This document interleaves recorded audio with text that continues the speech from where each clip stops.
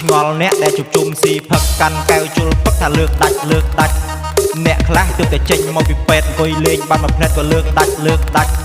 បើផឹកធម្មតាទៅវិថីចុះចាំបាច់បខំអីឲ្យលើកដាច់បើផឹកធម្មតាមិនសម្រេចផឹកតតែលើកដាច់បាច់ឲ្យខ្ញុំទេណារាប់អានរាប់ចេញមកពីចិត្តកុំរាប់ហើយគិតតែលើកដាច់អ្នកខ្លះរាប់តែពេលស្រវឹងពេលស្វាងស្ងាត់ឈឹងព្រោះមិនបានលើកដាច់ល្ងាចឡើងដឹងតែទេហើយគ្នាអាំងមន់អាំងទាទិញស្រារួចស្រេចពេលផឹកតាំងអង្គុយវែកញិចអ្នកណាលើកមិនដាច់បាច់រាប់អានទេណា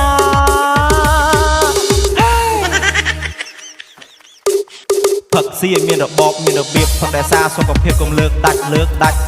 យើងផឹកកុំខ្លាចអ្នកលក់ក្របើផឹកយកល្អកុំលើកដាច់ជុំគ្នាគឺដើម្បីសប្បាយកុំបង្ខំគ្នាឡើយឲ្យលើកដាច់យើងផឹកចង់មានអ្នកចោចែក